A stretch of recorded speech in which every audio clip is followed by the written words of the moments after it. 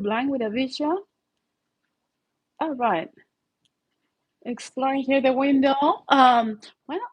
Welcome to Blind with a Vision, where we always have a vision. And this is Hannah here in Southern California.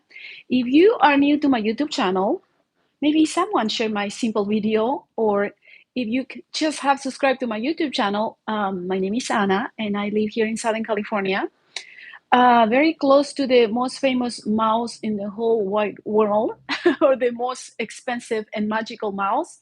I am diagnosed with retinitis pigmentosa, and I actually have been having this YouTube channel, simple YouTube channel, for years. I opened up this YouTube channel years ago, and this is a bilingual English and Spanish YouTube channel. And I have decided to do weekly live videos on this topic. Well, the segment, I decided to call it Thriving Blind, right? And within Thriving Blind, there are many, many, many topics that deal with the whole blindness, vision loss. Either if you experience vision loss or you went blind later in life, or if you were born blind, there are many, many, many topics that we, the blind, should be talking about, right? YouTube channels like Blind with a Vision, especially because it's very simple. Um, and I do my videos myself, right? I videotape, so I don't have all that sophisticated help that others have. And I don't have the site to actually put all this music and nice, having that great edition on my videos. But Blind with a Vision is one of those very few bilingual English and Spanish YouTube channels that deal with the whole blindness, that show the reality. Well, in this case, my reality, but I know the reality is very similar to many of what my blind people experience around the world, not only here in the United States. And I decided to do this segment because I receive a lot of questions by email, WhatsApp, a lot of questions that are very similar. It doesn't even matter where you are from, but the questions are the same. And a lot of the questions that I spend a lot of time responding and talking to people about is about depression. Depression about having lost your sight the way it happened to me, or depression because you were born blind and you are whatever age and you still at home not being able to do as much because of all the limitations that come along with the blindness, quote unquote, come along with the blindness.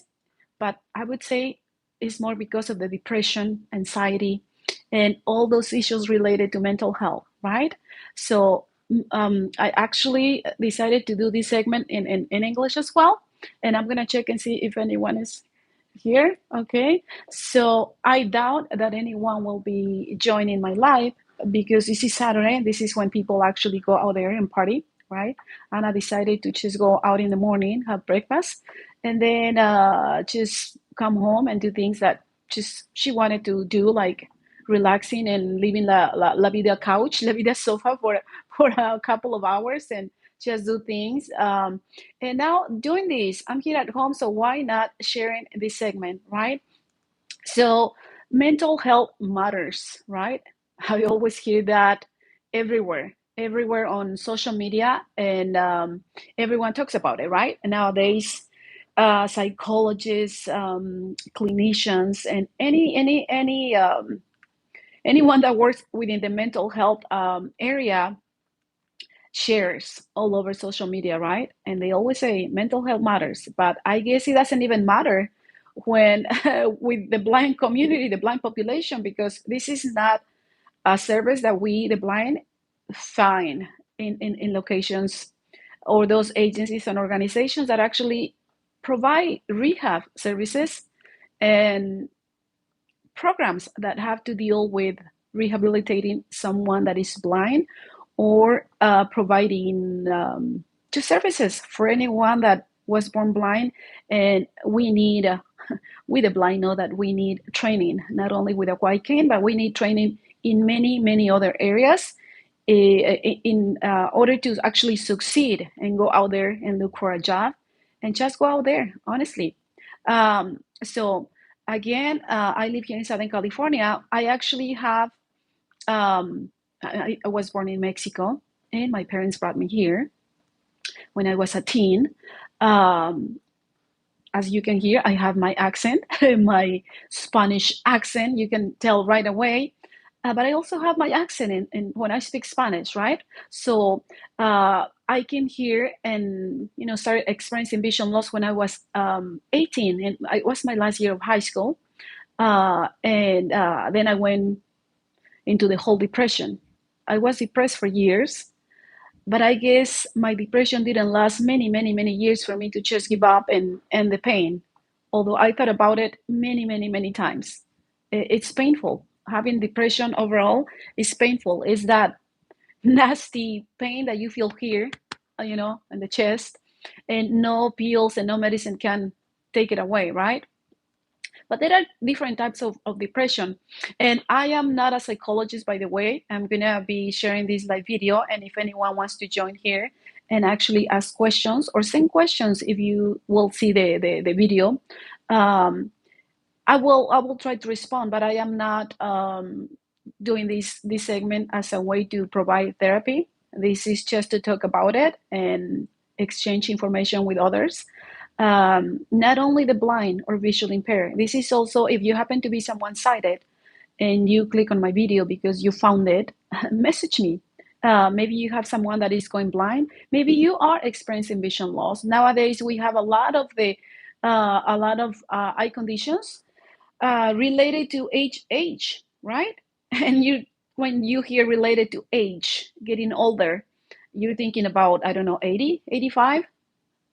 But no, the reality is that there are conditions nowadays, and it's been a while that we have a lot of people that is 50, 55 and older going blind because of macular degeneration. Is one of those nasty, weird eye diseases that a lot of people actually have it, and many of these people don't go totally blind, so they can hide it. So we have a lot of those eye conditions going on, even for people that is 40, 45. I mean, very often in the blind community, from the Spanish community, it seems like my Latino community is very predisposed to diabetes, right? So a lot of people from the Latino community are going blind.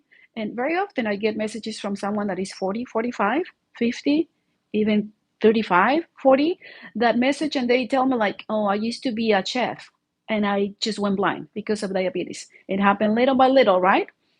And people hide it all the time. So if you happen to be someone sighted and you work with the blind community, or you, I don't know, sell products for the blind, or you have someone in the family, stick around.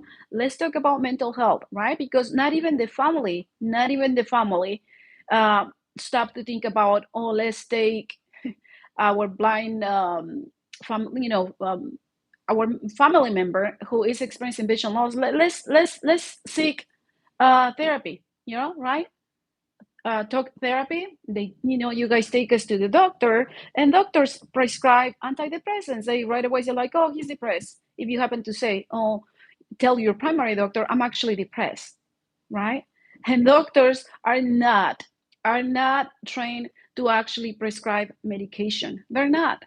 But they give you antidepressants, and very often here in the United States, you can just go to your primary doctor and say like, I'm very depressed, and you leave the doctor having diagnosed yourself with antidepressants that you don't even know if they're going to be able to help you, because there are tons of antidepressants, right?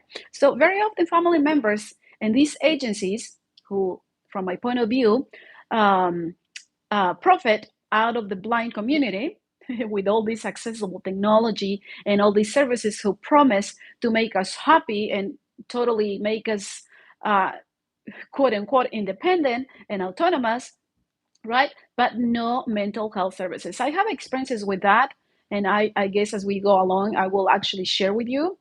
Now, if you have questions, just send your questions here. I'll stop to kind of reset the live, and just welcome people if they join. But so again, I am not doing therapy. I'm just sharing something that I know happens with a lot of our blind people around the world, right? And as I said before, agencies offer a lot of services, at least here in the United States. I know that this is not the case in many countries like Central, South America, Mexico, Guatemala, right? Mexico is part of North America, North America. So that's why I always say, Guatemala, Salvador, and below, right, the continent. A lot of these countries, they do not even have rehab programs to train people with Braille and cane. I mean, but very often I hear that they're actually doing therapy, right? Our blind people, they only have a bachelor's degree in psychology, and because in these countries, I guess, there are no many laws and regulations about who is working from home without having to pay tax, without paying tax to Uncle Sam, right? A lot of my blind people actually have a place. They have the little office at home, and they actually provide mental health services for the general population, and that's how actually they make their money. And I'm always amazed by that. I go like, oh, we're not able to do that, right? Especially if you don't have a license.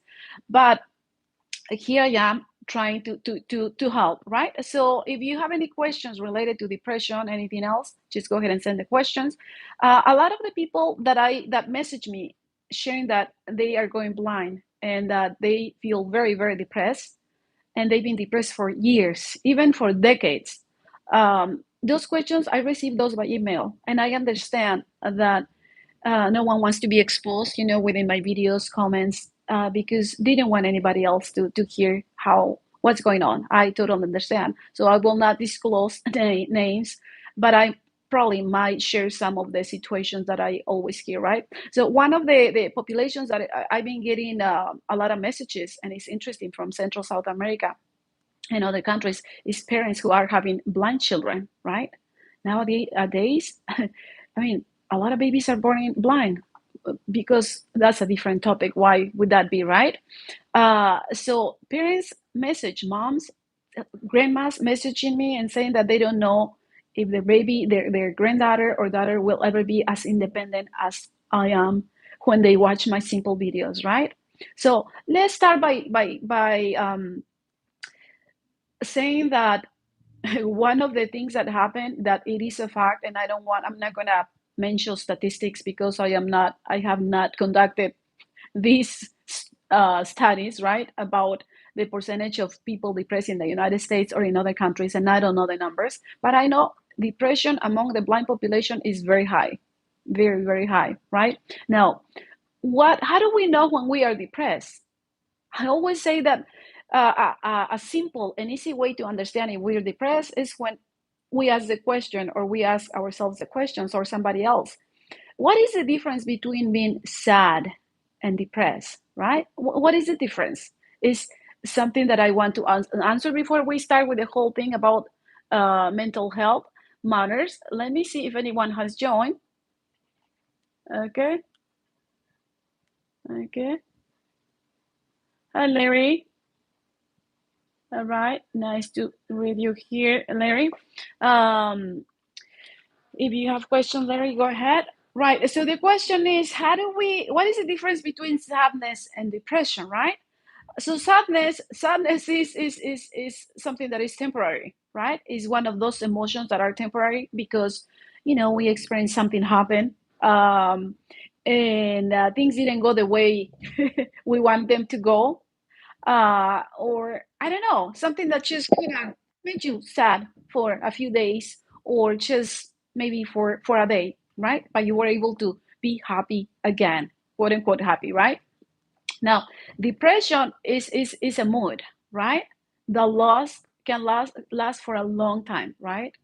I mean, in the DSM book, in the manual of diagnosis book, where we have all these diagnoses, and the one that the book, the manual that clinicians use to diagnose someone with depression, they say that depression. I mean, if you have depression, if you already had it for 6 weeks or more, then it could be depression, right? The way I define it is depression is a mood. It's something that can last for a long time, and that prevent you from actually enjoying life.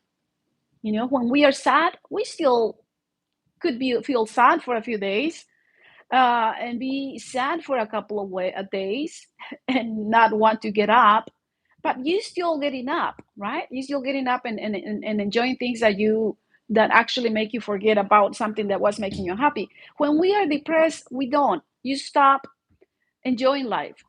And when you don't enjoy life, you actually decide to stay, just don't want to get up. You stay home, right?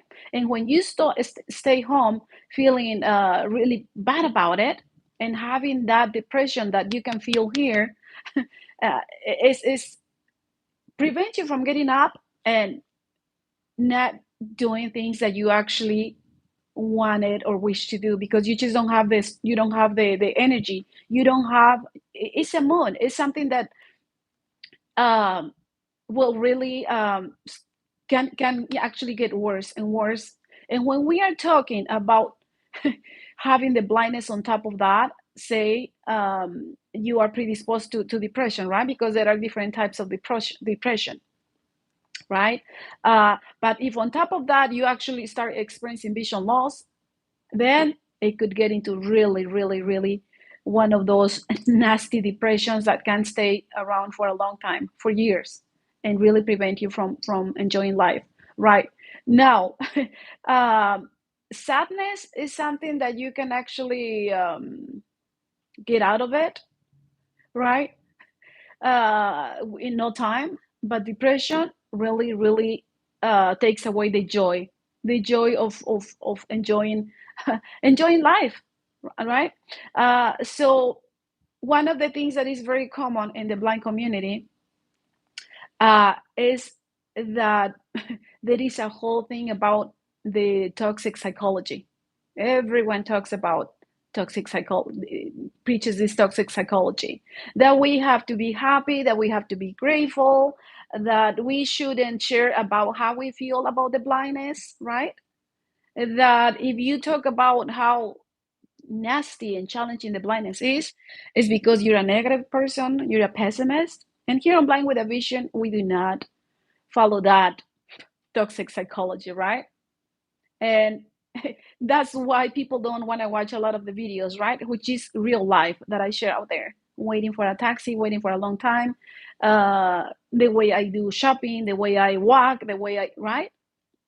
Right? It is challenging, right? So people don't want to watch that. People want to watch YouTube channels where I guess for us the blind is fun. You can kill time and have fun and feel, get the happy hormone for the moment when you watch the video, but then you finish that video and then you go back to the reality where you are depressed and you're stuck at home and you don't have the energy and the courage to actually get up and get out there on your own.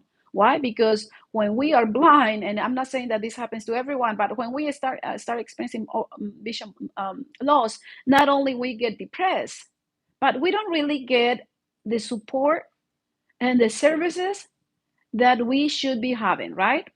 Now, I mentioned that there are different types of depression, right? There is a whole thing about functional depression, that dysthymia thing that, you always had it since you were little. For some reason, you always, you might remember that you always were a little depressive, right? But you still went to school, you still shower, you still joined the, I don't know, the soccer team, you still went to parties, but you always felt that kind of depressed, right? So there is a lot of people that have that dysthymia, right? That have that little depression, which is different when you feel sad because, I don't know, someone died in the family. I mean, some people can get very, very depressed if someone very close dies. But if it's someone, I see people now that after the pandemic, people during the pandemic, people were losing mom and dad and siblings. And when they share with me, they just share that as if it was nothing. I'm the one that cried, but they go like, oh, that's what happening. Not even anyone is going to see the person, right? They just bury the person and that's it, right?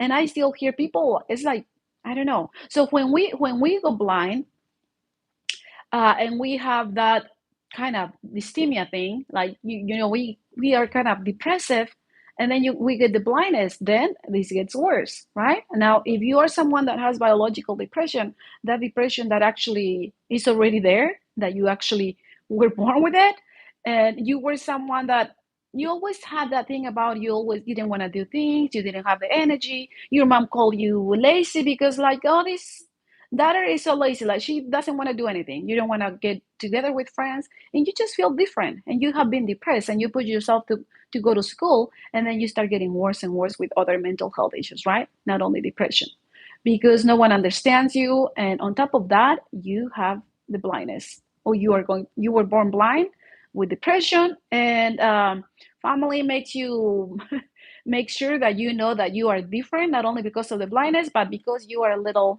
you just don't, you're a lazy daughter, you're a lazy son, and you don't really want to do anything, right? But you just don't have the energy, right? You feel unhappy, and you don't know why, and you just don't know that you have depression, and that with medication you can actually feel, with medication and with therapy, talk therapy, right? You can actually start exploring what's going on with you, right? I know people that they were depressed until they were age 30, and not until they were 30 they read somewhere about biological depression, and how the symptoms, and how they match all those symptoms, and how it was for them when they were growing up, and they found out that they could take the medicine for that, went to the psychologist, went to a psychiatrist, which from my point of view, that's the only doctor that should be giving you medicine for depression, anxiety, and a lot of these conditions that have to do with different moods. And she's fine. I mean, she's now very successful, working, everything. And I'm not saying that she's not doesn't get depressed sometimes, right? When she doesn't take her medicine, whatever. But she's actually, it's been 10 years that she's found out, and she was at 30, now she's 40, 41, and she's really, she has found out, she's happy now. She's able to enjoy life, right? But what happens when this happens to us when we were born blind, and we experience vision loss later in life? Well, everyone focuses on the whole blindness, and they say that, oh, she's depressed. She's depressed. She talks the way she does. Like for me, oh, Anna talks like that. She's angry about the blindness. She's angry at the world. No, someone from the blind community, someone from the blind community, from the visually impaired community, someone has to be talking about what we are lacking in society for the blind community, for the low vision community. Someone has to talk about it. And that doesn't mean that I'm depressed. I'm over the whole depression. I still get sad about things that don't go the way that I want them to go. I always say in Spanish that I can get very sad quickly, and I can also be happy very easily, right? Whenever there is an application that is comes out, and allows me to do a lot of things as a blind person. I don't know, those applications like reading money and reading my um, clothes color, and a product, that makeup product that is accessible and it works for me. I get so happy about it, very happy. And sometimes, someone at home tells me like, "Oh, you're so happy. You sound like a child." I am happy about those little things. It makes me happy because now I'm gonna be able to do another thing, as without having to need the sight. But then I go to the restroom, and I go through the wall, and I get upset about it, and I kick the wall, stupid wall, right? So within seconds, I can actually go sad, but I know that that's not gonna help me, and I allow myself to just scream and kick the wall or whatever. But then it doesn't depress me to have experienced bumping on walls or whatever, or getting lost out there. I don't get depressed. I have to say that I get in these blue moods when I hear about all my blind people depressed around the world, right? Someone that now is about 65, and the husband decided to just leave because he's like, being with someone that is blind for many years is just too much.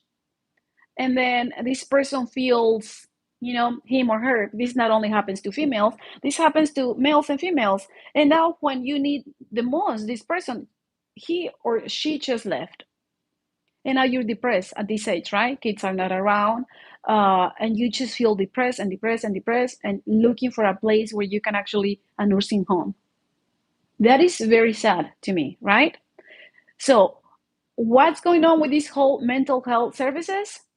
That when we go blind, and the blindness community, agencies, rehab programs, services out there for the blind, is all about learning Microsoft Word, learning about the white cane, learning about voiceover, screen readers with with the smartphones, screen readers with computers, and all those things that we the blind need to learn to be independent, quote unquote independent, right? We can never be fully independent from my point of view, but I don't want to get you depressed about it with that topic.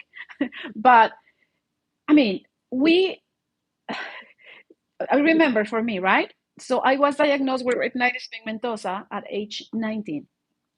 And of course, I was very depressed. I stopped eating for about 2 weeks. I only had some drink here and there from my auntie, who would be there on the floor begging me to get to talk and to eat something, right? And because I love her, I would get the drink.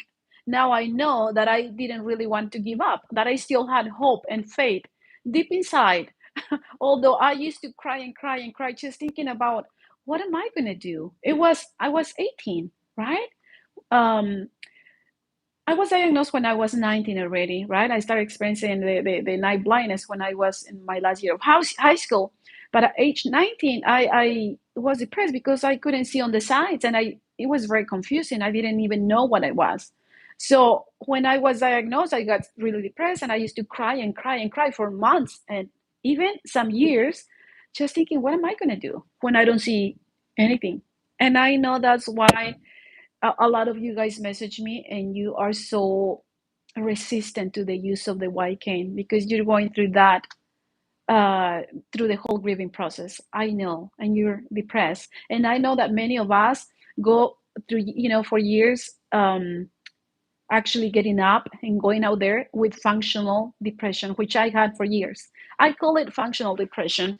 And those who know about depression, I believe that's how they call it. Functional depression, the one that you feel depressed, you're not enjoying as much what you do, you're not enjoying work, you're not enjoying even going out.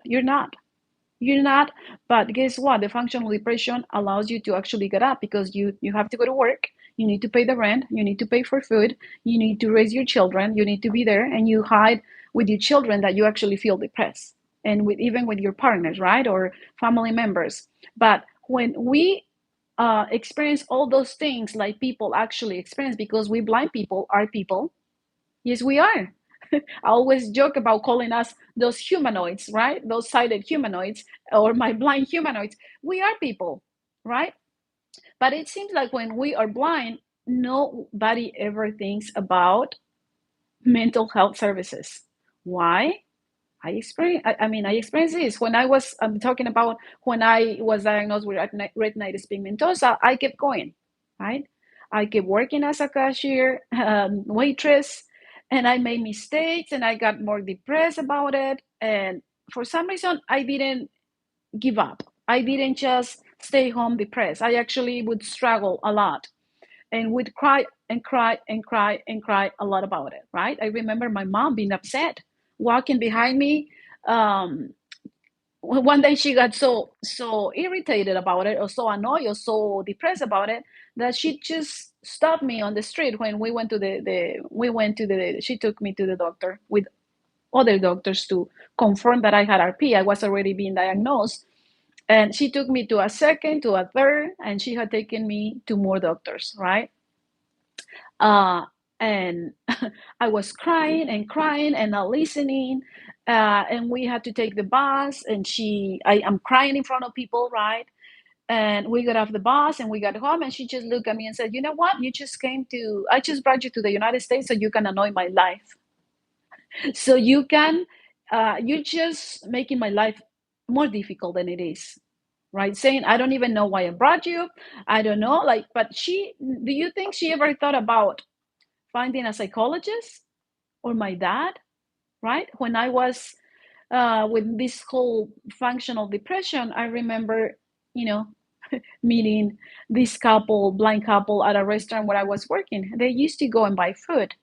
Dan and Lisa Brown. I remember them. Remember them, right? Lisa had low vision, and Dan was totally blind. And they used to come with a white cane, and I used to look at them a lot because I already was, going blind, and I had 20/20 vision, side straight ahead. But I remember they used to get their food at the counter, or order their food at the counter, and then they would sit at a table that was close to the door. And now I know why they would sit over there, because they wanted to be close to the door and be able to find the door out. And that used to make me more sad and just think a lot of the blindness. Remember leaving that restaurant, and I went, a customer who opened up a restaurant, Mexican restaurant, asked me if I wanted to go and work with him, and I did. And they had a grand opening, and Lisa and Dan came for the grand opening. And I remember they sawing them struggling finding the door. So I ran to get the door for them, and I was really nice with them, bringing their food when, I mean, it was a small restaurant. They needed to get up and get their food when you call the name. But no, I was just bringing everything to the table. And I remember, taking the whole, um, had the courage to actually, during my break time, to go and sit down, ask if I could sit, and I introduced myself, and I said, almost crying, I have retinitis pigmentosa. And then just smile and giggle and joke about, like, oh, welcome to the retinitis pigmentosa club. I'm an attorney. I have retinitis pigmentosa. I'm an attorney. I'm 50 years old, and Lisa is 48. She's a speech pathologist. She's low vision, and we got married, not long ago, he said, right? Remember, those are the first blind people that I met. And they invited me to their house, and I went there, and I saw the braille, and I saw the screen reader, Jaws, and I saw Dan's paintings on the wall. He used to paint, right? He used to live here in my city, but then I lost contact with them. Um, and when I met them, I knew that it was like it was my way to actually start thinking that I wasn't going to be able to do anything, right? So they were not, to me, they seemed so happy. And I remember Dan joking about it, like, people is going to ask you all kinds of questions, but you just have to get out. Dan is the one that told me, Anna, you cannot stay home depressed. You have to get up. You have to get out there. You're going to you're going to make it to the corner, and people are going to ask you, what are you doing here? And he says people would ask him, and he would just joke about, like, oh, I just fell out the window from my apartment. Now I have, joke about it, saying that, oh, I just got to the corner to sunbathe, right? So that is what actually helped me right away, having met someone that was blind and being able to see that they actually work. Remember Dan being very successful, and Lisa, remember, was looking for a job, and she asked me if I wanted to go with her, where she was applying for jobs, and there I was. No cane. I didn't need a cane, but she actually invited me and introduced me to the white cane, and it's like if I'm seeing it. It's like if it's vivid. That visual image is just getting in my mind. Her apartment, the swimming pool, and Lisa giving me one of her old canes and introducing me to the white cane. But I continue going on with this functional depression for years. It never got to the point where I didn't want to go out. But I know this is the case of many of you, right? For those people who message me.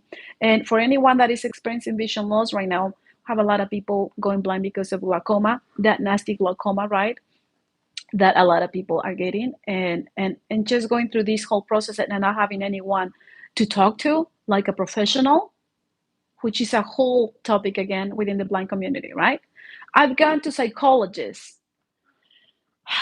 Not only I had to have 100 hours of mental health, therapy, or therapy for my master's degree, but I have gone back to get therapy, right? Because when you work giving therapy to other people, you also need therapy, because you hear so much in therapy that you need you need to vent out with a psychologist as well, right? A psychotherapist, I don't know, anyone that is in that mental health area and provides those services. And I don't know. I'm gonna stop here to see if anyone has arrived. I doubt, being Saturday. And excuse Anna putting her hand on the screen. Let me see. Alexa, stop. Alexa, stop. Hi, Trevor. I'm so sorry. Actually, for everyone, I set up my Alexa. I have it next to me. Uh, I put it on a timer so I don't go over the whole time. But let me see, Trevor, and see what you're sharing with me. Hi, Mike. I don't know if you're still here. Hi, Mackenzie. Let me see. Um, I'm doing well.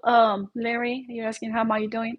I'm actually doing better than how I was when I was diagnosed with retinitis pigmentosa. That was nasty, and I do not want to feel the way I feel back then. Let me see. Mm, Hi, Mackenzie. I don't know if you're still here. Hi, Mike. I know that Mike has message on here on YouTube. I'm glad that you are becoming more independent and you're actually just getting out there. Even if you get lost in your back patio, Mike, that has happened to me. I have gotten lost in my back patio as well, and that is very small. Trevor, yeah, yeah. I'm reading, I'm listening with my screen reader. Trevor says the worst thing is the rejection that we can never get prepared for. That's true. Let me say. Yeah. That rejection, Trevor, is what depresses people. Besides, I just wanted to touch on the whole, the different types of depression. And one of the things that happen when we go blind, or we are blind, and we are just people again, we get depressed like anybody else, right? And then on top, we have, I don't know, issues with parents, relationship issues with parents, with siblings, with boyfriends, with girlfriends, with partners, with professors as we're growing up, right? And if we when we experience a vision loss later in life, sometimes, the ones that were you guys that were born totally blind, you always, some of you guys message say like, you know what, I don't know why you are so depressed about it. You should be happy that you went blind.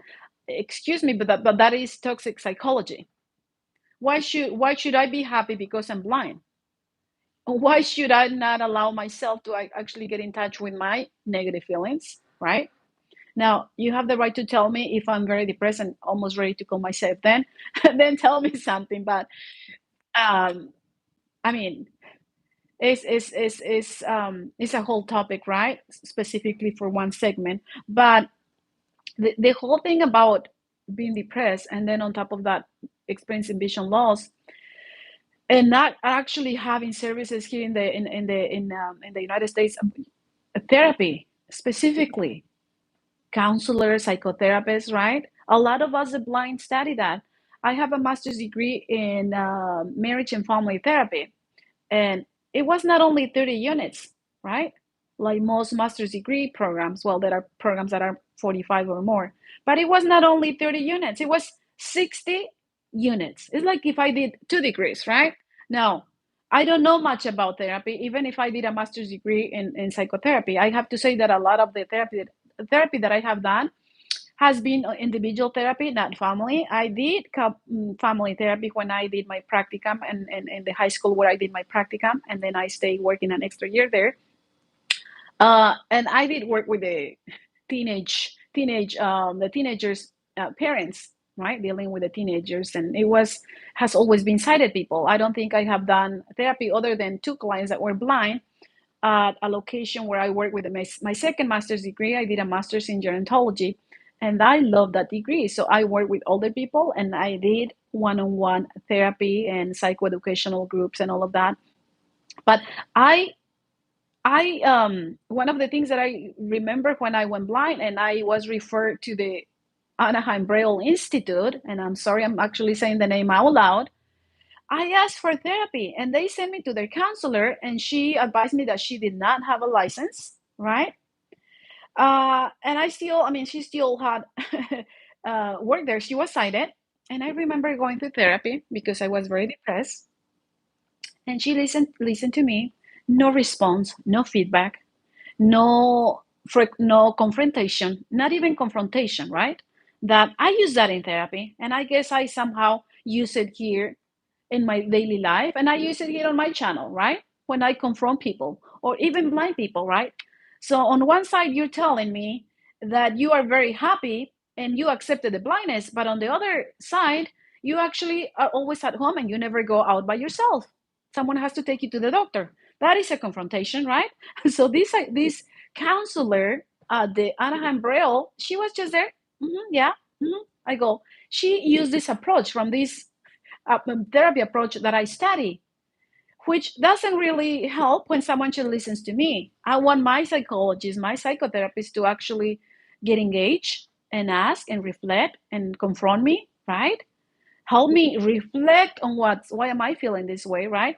And so what happens at home and what happens with all these agencies is a little kind of the same but different, right? At home, I don't know why my mom, I can blame the whole Mexican culture and say like, a lot of Latinos, and I can speak for the Mexican, because I've had several clients that are Mexicans, and when I say you have depression, we need to send you to the psychiatrist to be assessed, right? Because I don't want you to go to your primary doctor and just get medicine from a primary doctor. You need to go to the psychiatrist. Oh no, and I don't have any. I don't have any. I'm not crazy. And in the Mexican culture, they use this word, this thing about like, you are not depressed. It's all in your mind. You are. Um, I don't even know how to translate that, but they say that you have your nervous system is overacting. Like you have your nervous system is actually a little cuckoo, a little crazy, honestly. And they even have a giggle, like, oh no, just leave it. I don't know. I think they're just having a nervous system issue, right? So they don't believe in the whole depression. So I can say that maybe my mom, the lack of, being ignorant about it, and I still hear people who say like, no, come on, why am I going to pay someone just to tell them what I already know? But do you really know? Do you ever, I mean, do you really have you been able to explore what's going on and what you can do about it? Maybe you need medicine, right? It is usually when you have like really bad depression or depression, you need medicine. And parents, I don't know, all they think about is, I'm going to make my son and my daughter independent when she grows up. When she grow up, she's going to become independent as you, Anna, right? I mean, we first have to deal with the whole concept about, I mean, let's, as a family, let's process this whole blindness. Let's process how it is not being able to see, how it was being, being born blind, right? Because it doesn't help me when you people just tell me, you know what, we're just going to treat you like everyone. We're not going to get obsessed by the blindness. And I also say that I don't want to go out there just wanting asking everyone to put down the red carpet because, oh, there is a blind lady. There is a blind lady with the guide dog. But no. Don't misunderstand me. But I also, in difference to many blind people, I want you to understand that I'm blind and I function different. I function different than sighted people. I move different. So for me, don't just tell me, oh, go up there, or this way, or over there. Or when it's noisy in our party, I just went to a restaurant and it was so noisy. And the person that I went with, who, by the way, invited me, was having a face, right? I don't see their face, but I hear their face. And honestly, do not invite me if you have a face like that. Couldn't you tell me that there was a patio outside and it was very nice, sunny in the morning, and we could have had breakfast out there? Really? No. The family just go like, oh, this blind, picky blind daughter, picky blind son, picky whatever. Oh, he's just depressed. Yeah, they tell everyone my son is depressed. I can get messages from sighted people saying, and I'm talking to you. You message me, letting me know that, sharing with me that your son, your daughter, your parent is depressed from the blindness. But I mean, it's normal. It's normal to go depressed. But Do you guys ever sit down and process and talk about the whole blindness without feeling sorry about the person, about your loved one? Because that's what happened. You don't want to say many things because, oh, he or she is gonna feel, it's gonna feel it's gonna feel bad. And I'm not gonna say that that might not happen because we are so sensitive. We are going blind. Come on, we're losing our sight. And we see how everyone reacted. Friends disappearing, right? The boyfriend left, the girlfriend left. Very few people stick around. And some of you are gonna message me in private, and you're gonna say like, "Oh, you're wrong. I actually stick around with my wife." Well, you could be one of the few. You could be one of the few, honestly, right? Um, so parents play a big role, or whoever, husband, wife, children. Oh, but the children don't even want to stick around because even sometimes they're even embarrassed to be around you because you're blind. They don't want the friends to know. And I'm not saying that this is everyone, right? But there is always someone. So I'm just sharing a lot of my opinions and facts because are facts. Those are facts for some people. I'm not saying that this is every single comment applies to every single one, but that's true. That's true.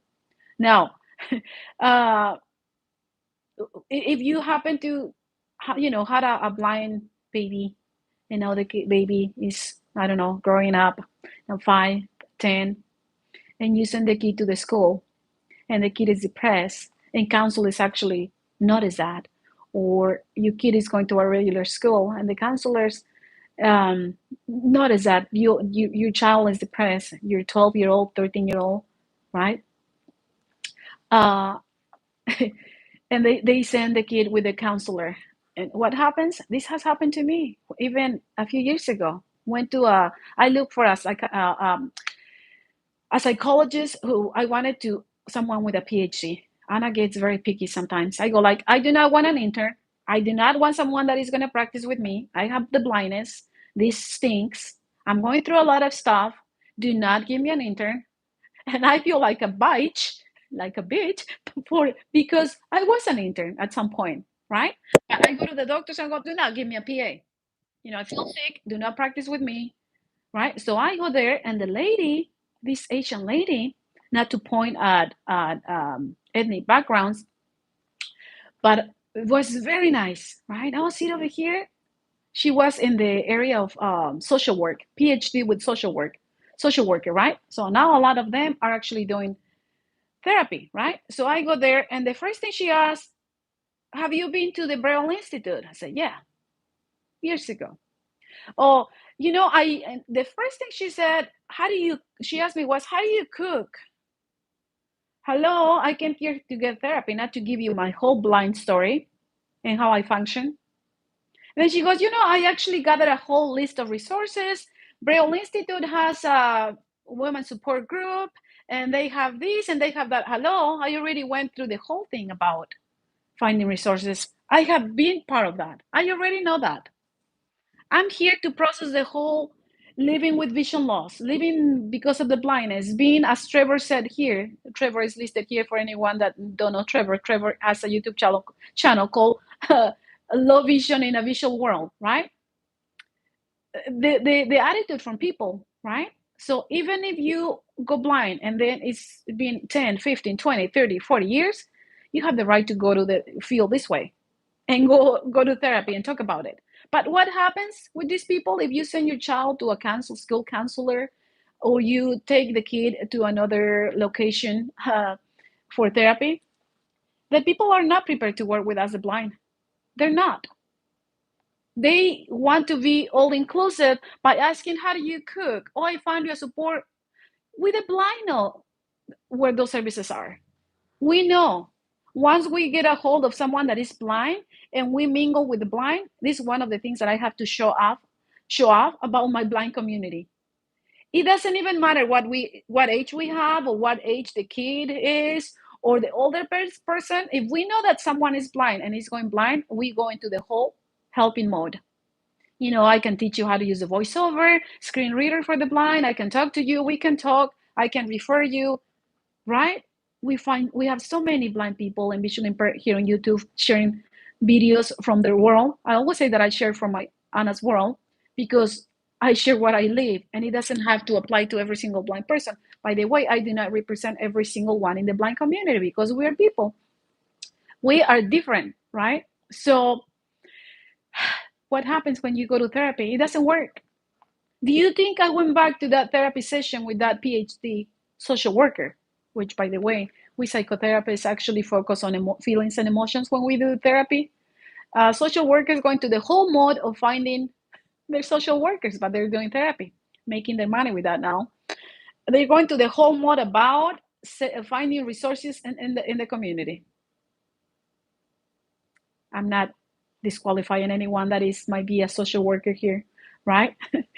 And anyone that is being, doing an internship or doing your hours, your practicum hours.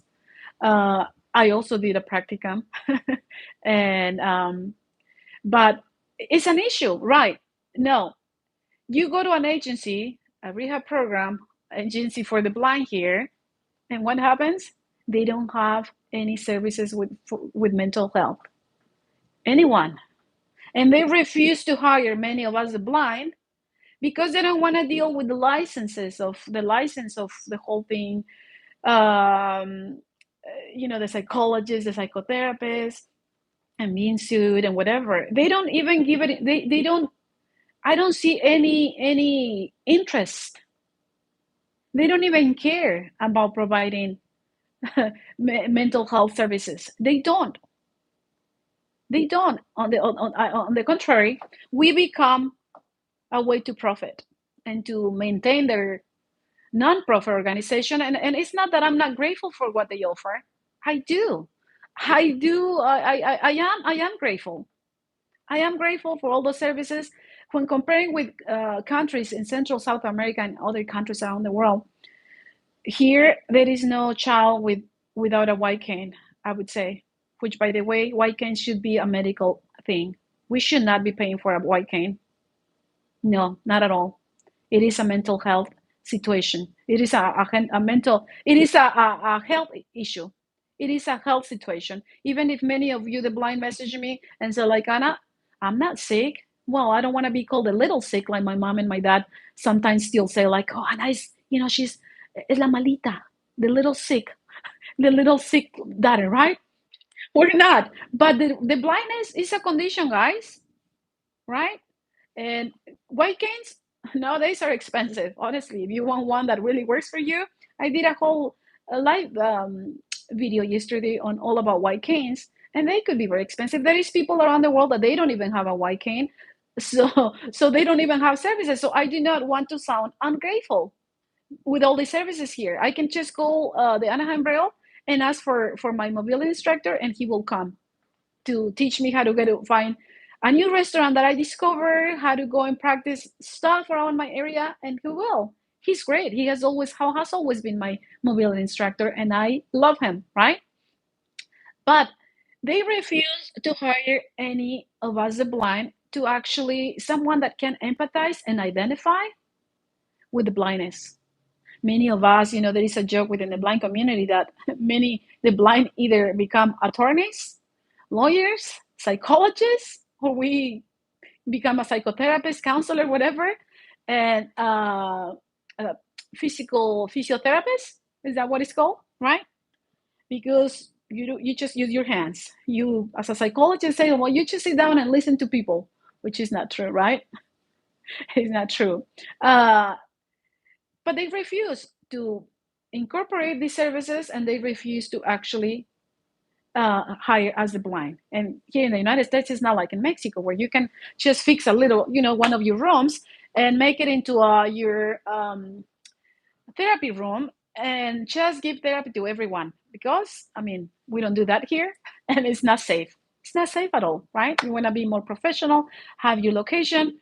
And I'm not saying that sometimes you cannot do that, saying that for a reason, right? Because I have done it, and I still do it sometimes, not with family members, with some people, right? So You guys, I don't know, I'm going to check the screen. I doubt that anyone is here. I'm going to actually go and check and see if there are any messages. But what I want to address what actually Trevor said, and connecting this with the whole fact that family members don't even think about finding the right mental health services, therapy for their blind loved one or someone that is going blind, and really start from there, right? I I wanted to mention that there are different ways, different types of depression, and that on top of the depression, then you go blind or you are born blind and with depression, and you have to deal with the rejection that Trevor talked about. That that could get us very depressed. And if on top of that, the family don't take the time to understand the blindness and really understand how horrible this is, when we just stay home, stuck at home, not being included by the sibling or the sister or the brother, or not being invited by friends anymore, not being right. And not everyone has the courage to just go out there to a location and sit at a restaurant the way I do, right? When I want someone with me when I go out there?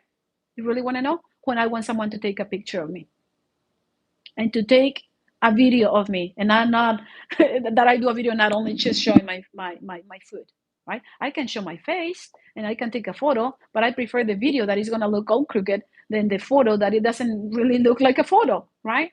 That's when I miss someone being with me. But other than that, I have gotten so comfortable about it, and sometimes I don't even want to go with anybody else, right? To hear their face, no, thank you. Thank you very much. So, um, we experience a lot with the blindness because of the negative stereotypes, the myths and legends, the misconceptions that those ancestral stereotypes against the blind people, towards blind people, those still affect us totally. And when institutions out there and agencies only provide this whole rehabilitation, which again, I want to say again that I really value. I value Colin Braille Institute, and now getting all this help from Salvador, who's so good into the whole Bluetooth keyboard and voiceover and everything about it. I mean, he's a pro. So I really value that they hire him, and he works there. Oh my gosh, I'm happy. I do value that. But it takes years, and we shouldn't go depressed for years and not being understood without this service, right? We shouldn't. We shouldn't have to deal with the whole blindness and depression alone, because being rejected makes you depressed. You go in life feeling lost until you actually mature, and sooner or later you meet other blind people, and then you get some therapy from each other, because we support each other. I have to say, we're not united into the whole vision of inclusion of people with visual disabilities and make a change, but we do listen to each other. And who else than us, the blind, to understand each other? I really hope that most of us get involved in this whole thing about mental health, because mental health matters. And not even, I always laugh. I do laugh and get very sarcastic about all these professionals who are preaching all over social media about depression, and this is how you're going to become happy and this and that. But do any of them ever address the whole depression within the blind community, and how much, how there is suicide within the blind community because of everything that we have to deal with, this negative mentality, right? That has been there for centuries. And nowadays, thanks to a lot of those people who actually think of us, because at the end, people do think about us, but in a way to profit. Well, but if that's what we have to pay for us to have an iPhone that has all this technology, and we're able to function and still thriving blind, because that's what we do. That's what we do.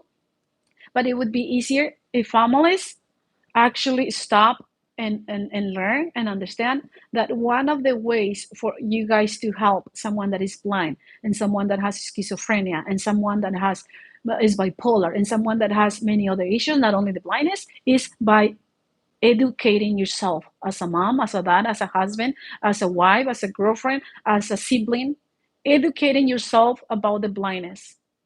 It is very complicated. The whole blindness is very complicated. Why? Because we, all the blind, also make it a little complicated, or a lot. You go on YouTube and you find a lot of YouTubers who are helping us spread awareness, but they claim like, no, no, no, no, no, no, no, no. Anna was wrong. She's wrong. She's just a pessimist. No, no, the blindness is actually this way and it's that way and it's not. I always say I share here from Anna's world, and what I share here is what comes from my life experiences, from what I do, and from what I how I live it, right? And I really believe that families should be getting educated, and institutions, anyone that is going to be dealing out there with rehab services, they should also start becoming more interested in the whole mental health services for us blind. You know, it's not nice when you go and start learning about the cane and accessible technology, and now your rehab counselor now tells you have to be independent, Anna. You have to be independent. How do you get here? Well, I actually took my access transportation, and I remember this actually happened. You took access and you already got your train mobility training, whatever, and you're taking the bus. You have to take the bus, and then you find out that the rehab counselor never took the bus. She actually had a driver, an assistant at the rehab program.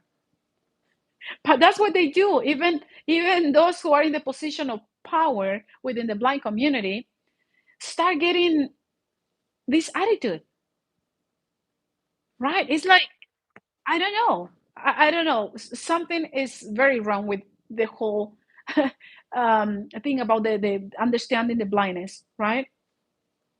Uh, they just send us out in the world and preach and preach and preach that we have to become very independent. We have to be autonomous. And then actually, they actually mention other blind people, say like, so and so is so independent, right? Well, it took years. It took years, like for me, right? I get messages from some people, just message me from Central America saying that they have a 3-year-old that is blind. And the grandma asked me, do you think, Anna, that my granddaughter will someday be as independent as you are? And I responded, quote unquote, independent. I can do little things here and there. I can cross the street. I can go to the store. I can, and my whole resilience is what has made a difference in my anger, because I got very angry about going blind. I got very angry when my friends disappear and when no one cared, and they care, but they didn't care. So I got angry. Sometimes being angry, you guys, is not bad as long as you use it to your own benefit. And as Trevor was saying, when we are rejected, and that happens in your teenage years, when you are going through the whole identity confusion and you're trying to fit in, and now it's actually the age where you should be driving, right? And you start dating. That really stinks, right? You feel different. You start getting depressed. And then what happens? A lot of the blind, they stay at home learning about accessible technology. And don't misunderstand me. That's great, because you can use it to open up your own business, which, by the way, a lot of my blind people is so good at using accessible technology. And you can totally use it to your own benefit. But anyone out there is interested in actually giving us a hand, right?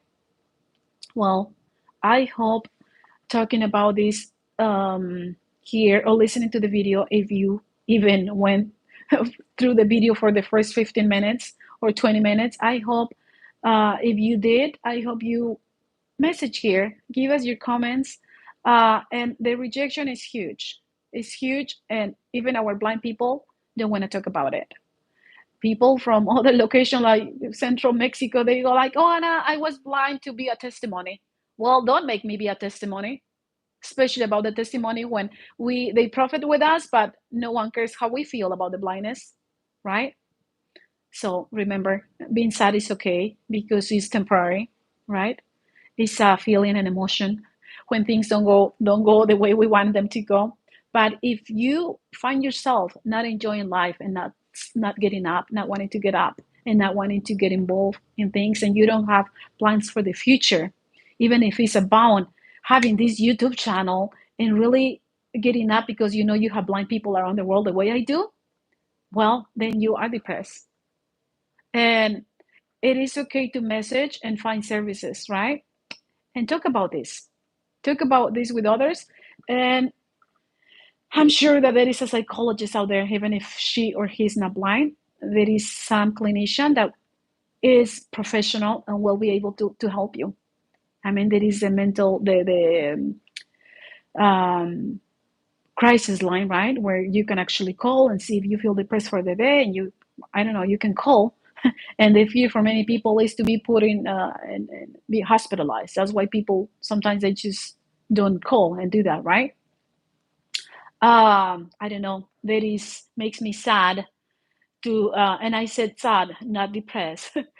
So it'll be temporary because then I'll use that to actually continue talking about it. But it makes me sad that whenever we feel express that we feel depressed and sad and blue about the blindness, everything is attributed to the blindness. And don't misunderstand me, a lot of that is because of the blindness, because of what we said here, being rejected, um, not finding a partner because the ones that are sighted don't look at the blind, and the blind doesn't want someone sighted when there is an opportunity.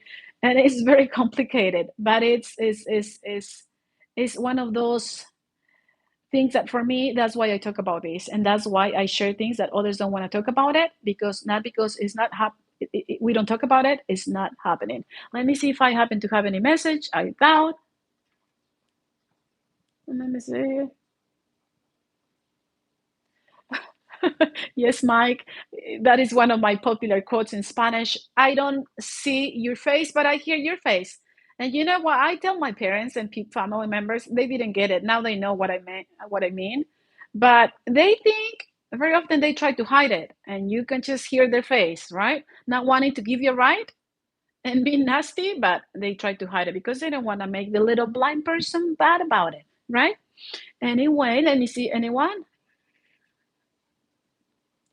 Okay, Mike, you are here.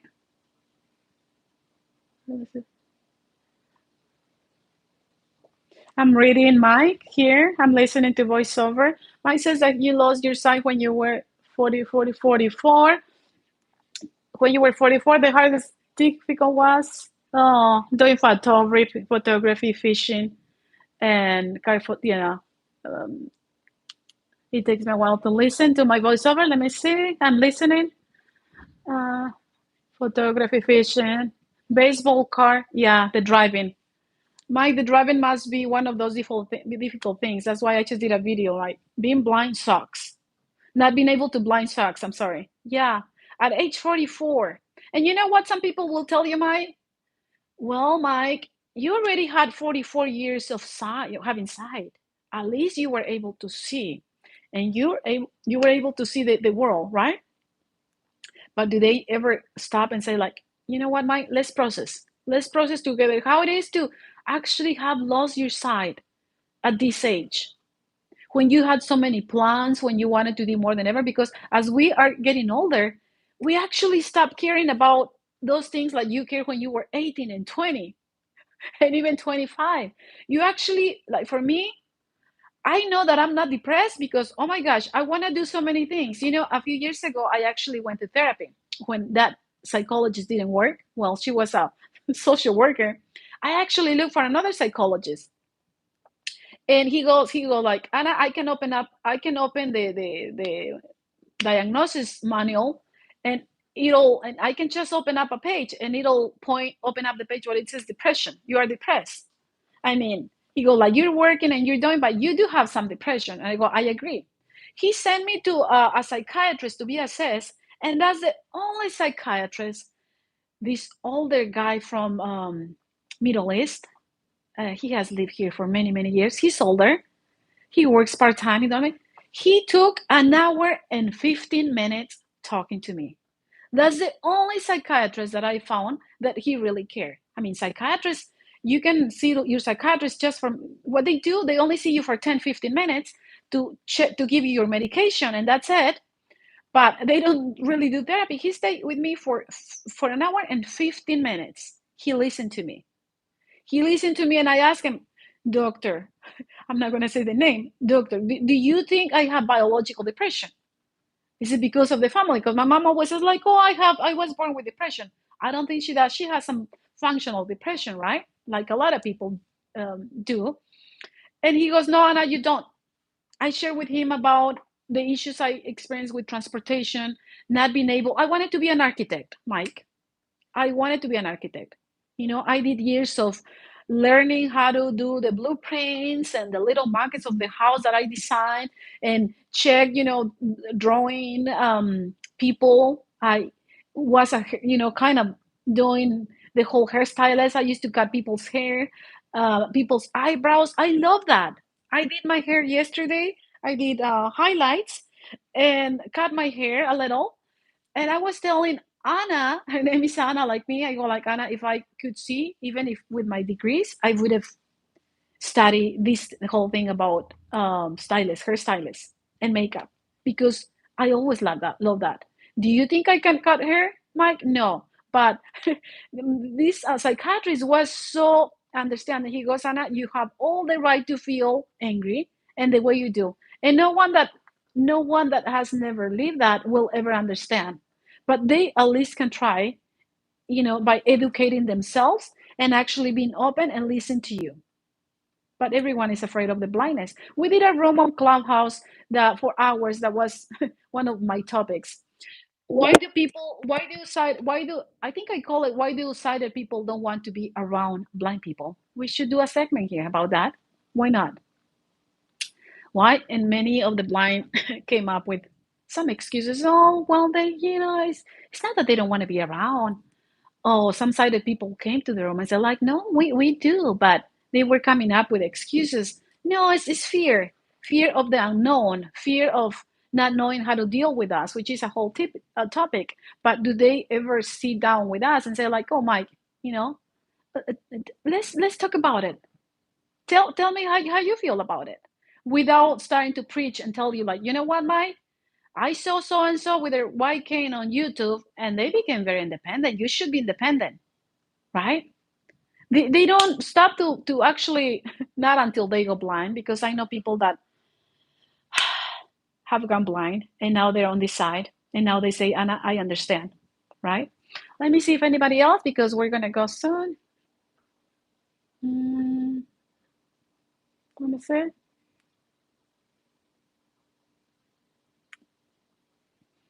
Let me see. You know what, Mike? Yes. There is people, you guys, that, like Mike says, he never got depressed, and there are worse things out there. Totally. Totally.